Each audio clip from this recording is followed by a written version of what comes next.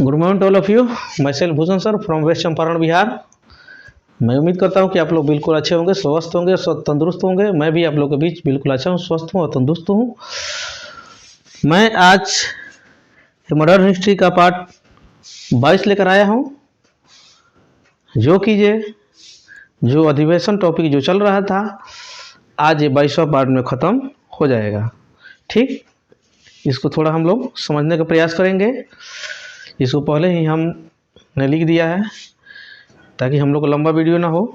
और साथ ही साथ ये जो सीरीज चल रहा है मॉडर्न हिस्ट्री का, ये भारत के हर एक एग्जाम के दृष्टिकोण से मोस्ट इम्पोर्टेंट टॉपिक है। तो ठीक है, 1929 का लाहौर अधिवेशन, ये टॉपिक पहला हम लोग का आता है। 1929 का लाहौर अधिवेशन, इसका अध्यक्ष जो है पंडित जवाहरलाल नेहरू रहते हैं।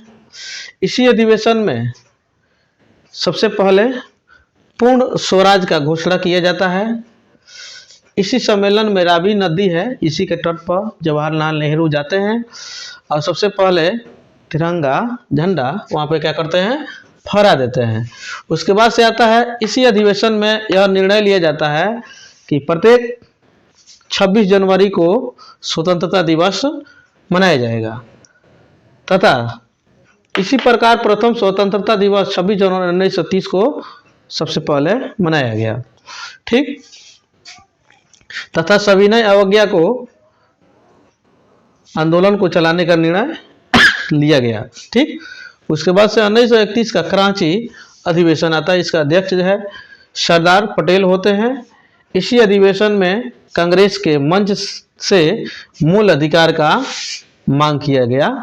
ठीक, उसके बाद से 1934 का मुंबई अधिवेशन आता है। इस अधिवेशन का जो अध्यक्ष होते हैं राजेंद्र प्रसाद होते हैं। इसमें विशेष कोई काम होता वगैरह नहीं है। ठीक, अगला सो आता है 1937 का फैजपुर अधिवेशन। इसका जो अध्यक्ष है पंडित जवाहरलाल नेहरू होते हैं, जो कि फैजपुर एक गांव है जो कि महाराष्ट्र में पड़ता है। और ये सबसे पहला ये गांव में सभा थी, अधिवेशन लगने वाला यही जो था फैजापुर, जो महाराष्ट्र में लगने वाला था। सबसे पहले इसी अधिवेशन में ग्राम सभा का गठन होता है। किसमें, जिसका अध्यक्ष कौन थे, पंडित जवाहरलाल नेहरू। उसके बाद से अगला आता है क्या 1938 का हरिपुरा, जो कि गुजरात में पड़ता है, ये अधिवेशन, जो कि इसका अध्यक्ष सुभाष चंद्र बोस रहते हैं। इस अधिवेशन में राष्ट्रीय नियोजन समिति का स्थापना हुआ। इस समिति में प्रथम अध्यक्ष पंडित जवाहरलाल नेहरू बनते हैं। ठीक, 1939 त्रिपुरा, जो कि मध्य प्रदेश में पड़ता है, इसका इस अधिवेशन का अध्यक्ष जो है बनने के लिए पहले विवाद हो जाता है। ठीक, गांधी जी जो है चाहते हैं कि पटाभी सीतारामैया अध्यक्ष बने और इधर सुभाष चंद्र बोस चाहते हैं कि हम बने। ठीक, इसी में विवाद हो जाता है। उसमें सबसे पहले इसी अध्यक्षता में चुनाव होता है, जिसमें सुभाष चंद्र बोस क्या हो जाते हैं, जीत जाते हैं और उनको अध्यक्ष बना दिया जाता है। और गांधी जी और सुभाष चंद्र बोस में मतभेद हो जाता है, जिसके चलते कुछ दिन के बाद में यानी 1939 में ही क्या करते हैं, सुभाष चंद्र बोस अध्यक्षता पद को त्याग पत्र दे देते हैं और जो त्यागे हुए जो सीट था उसको पूरा राजेंद्र प्रसाद द्वारा कराया जाता है। ठीक, उसके बाद से आता है 1940 का रामगढ़ अधिवेशन। इस अधिवेशन का अध्यक्ष जो है अबुल आजाद कलाम होते, अब्दुल नहीं, अबुल आजाद कलाम।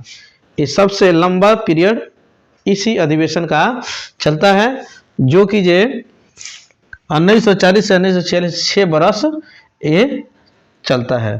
ठीक,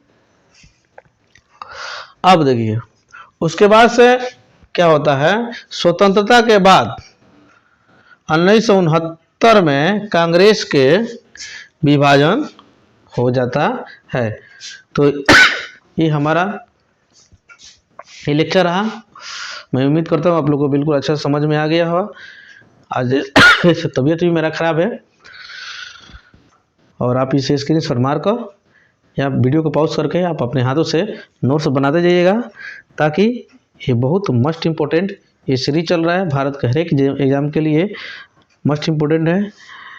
मैं बहुत जल्द इसका अगला वीडियो लेकर आ रहा हूँ। तब तक के लिए जय हिंद, जय भारत।